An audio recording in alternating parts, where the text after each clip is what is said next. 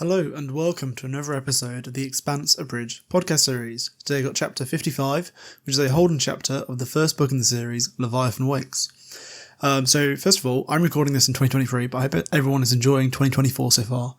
And this is a pretty momentous episode. It's our final kind of main chapter. There is an epilogue after this, but this is our final chapter with the gang in the kind of main narrative. So the last chapter was our final chapter of Miller. And in that one, Miller went, found Julie, held her hand, gave her a little kiss on the hand, was like, let's go kill ourselves on Venus. And in doing so, saved Earth from being turned into a protomolecule. And now we've kind of flipped to Holden. Yeah, that's kind of happening in the background. So in Holden's point of view is they've given Miller time to do that by stealing all the Earth missiles. So the Earth missiles are following the transponder codes of the ships on Eros, and the belt has basically switched up, and the missiles are now going on a little round trip before they hit the planet. And that's where we join Holden. And he's having a dream at the moment. He's having a lucid dream, and he dreams of his house in Montana. And he's got 8 parents, remember, in a big ranch in Montana. He's dreaming of Mother Elisa's chocolate chip oatmeal cookies. It was a good dream. Naomi's there, and that's how he knows he's dreaming. And you can tell because he's a lucid dreamer. But as he sits there, everything, he says, it kind of gets a bit worse all of a sudden. It says, Holden felt the wrongness of it, felt the dream slipping from warm memory into nightmare. Meteors falling out of the sky, leaving behind them fiery trails the colour of blood.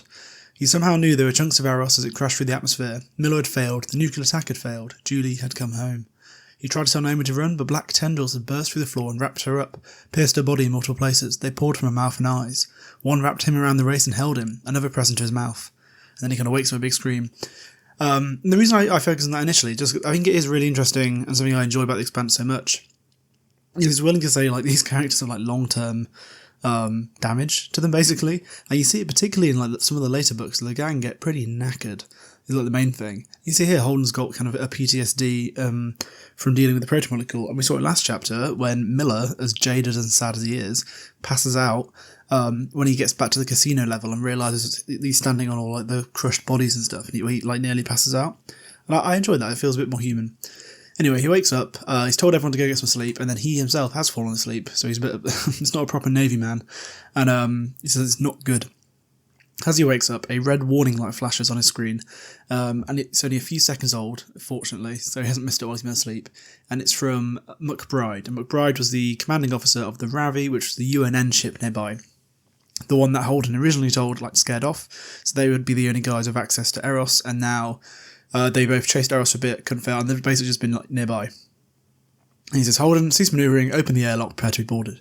And he says, I've been ordered by UNN command to take control of your vessel, you're charged with basically a load of illegal things, like threatening us, stealing all our missiles, etc., etc. And then Holden goes, oh, the UNN discovered that the missiles had been changing course, and they were upset. They're not very happy boys. He says, we haven't nicked them, they're just taking a little detour. And it says, obviously they laugh, and he's like, detour, you gave 3,573 high-yield thermonuclear interplanetary ballistic missiles over to a traitor and accused war criminal. And he's like, you mean Fred? What the fuck? That's wrong. And it's like, just, you've got 10 minutes, otherwise I'm going to things get a bit spicy. I think it's interesting as well that they call them ballistic missiles. Obviously I'm a bit of a nerd, which is why I run a podcast that's 55 episodes long. But cruise missiles, like a Tomahawk, are under thrust the entire time, so they fly like, they go up into the atmosphere, like 1,000 metres up, then they fly straight with a big jet engine on the back, and then they go into their target. Ballistic missiles go up like a big parabola curve, like a X squared but inverted, into the atmosphere, then come back down. That's the ballistic trajectory. And because these are powered the entire way through, because they've said previously that these are an Epstein drive bomb at the top, they wouldn't really be ballistic, and if you can alter the route mid-thing, I don't think it technically... Anyway, I mean, I know you appreciate that because we're 55 episodes into a podcast, but it's for the boys, it's for the boys. So anyway, he's like, McBride goes, you got 10 minutes. Holden hits a bit of a klaxon, all the gang comes up, and he's like, right, they're only 500 kilometres away. So obviously, in space is huge, and previously they were like millions of kilometres away, and that's still relatively close. Like 500 kilometres is incredibly close in terms of space. And Holden's like, right, turn the engine on, but don't open the torpedo tubes, don't get a target lock, because we don't want to give them an excuse to kill, because Holden doesn't want to kill them, because he's, in his mind, or his current operation is saving the universe. So there's no need for people to die in the process. Everyone's like, should I begin jamming? Should I get these turrets ready? He's like, nope, don't give them a reason. Anyway, they ring up again, going, Holden, what are you doing? You turn your engine on. And he's like, I'm not letting you board, fuck off. Why are we fighting? And they laugh, and then McBride goes, Holden, why do I get the feeling you aren't taking this seriously? Which is quite a fun sentence. Holden Major just goes, I'm not going to make the first move. And he's like, I'll fight back if it comes to that, but you gain nothing by shooting us. Then they have a little bit of a dance in space, basically, that the Ravi does an attack run, Holden kind of moves around, dodges, and the whole point you're kind of learning through this is the Rocinante is far better than the UNN ship. It kind of breaks their radar, it's quicker, although to be fair, the quicker point, I'm not sure what that means given like the limitations of the people.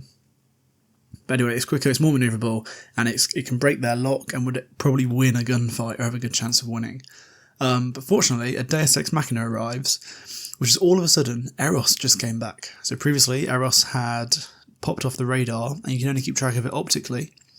And then the transponders have moved around, so it kind of also changed, and that's why they were chasing it a while ago. And Alex goes, whatever it was doing to block our sensors, it just stopped doing it. And they kind of get up a tracking information, because now they can figure out speed and trajectory, and it's going towards Venus. Holden goes, wow, that was a joke. Good joke, Naomi said. And because that's them going, okay, cool, we've won, we've saved Earth. Alex goes, if we made those nukes stop listening, that means we can shut them down, right? Wonder where Fred's going to drop those, because Fred now has the entire UNN arsenal. So we skip forward. Now, I think basically you forget that Ravi exists, because they're like, if Eros is moving, no one cares anymore. That's more important. And it says, Eros crashing into Venus was the most widely broadcast and recorded event in history. He wished they could be there, but they're very far away, so they all have a big piss up, because Amos found some tequila he's been keeping hidden. And as it crashes, Holden holds Naomi's hand.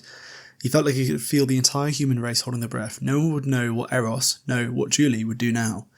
In orbit around Venus, Eros came apart like a puzzle box. The giant asteroid split into a dozen chunks, stringing out around the equator of the planet in a long necklace. Then those dozen pieces split into a dozen more, then a dozen after that, a glittering fractal seed cloud spreading out across the entire surface of the planet, disappearing into the thick cloud layer that usually hid Venus from view. So it's quite cool that, like, it didn't just crash and land into it like a meteor, I think they call dinosaurs. It kind of spreads itself out in a very nice pattern. Which is even more ominous. There's also into dozens. I don't think that probably just means like a rounding error. But I remember once reading something ages ago about how we count in base 10, i.e. you get to 10 and you start again from like 11, because we have 10 fingers.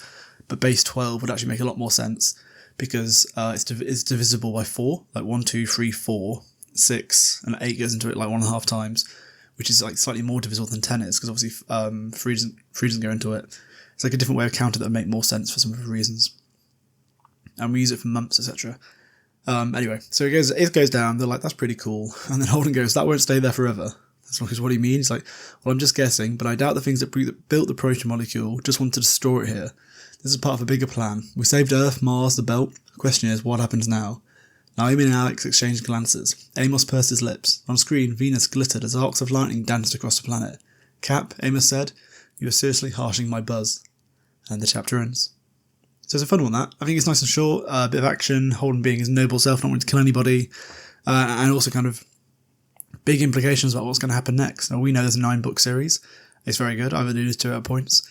But it's interesting there, going like, what it is set up, what's going to happen in the proton molecule. And I think it's also interesting that to what extent the authors knew what they had in mind writing the entire series. I need to read more into that, like what they said. But it's a quite interesting idea, like if the proton molecule is that, and how it's relevant in what it does all the way through book 9. They must have had a pretty good plan. But it's interesting that, yeah. So that's our final chapter of The Boys. There'll be an epilogue next. It's Fred kind of giving a presentation, I think. And I'll do that in the next episode. But for the time being, I hope you enjoyed that as much as I did. And I hope you have a lovely year.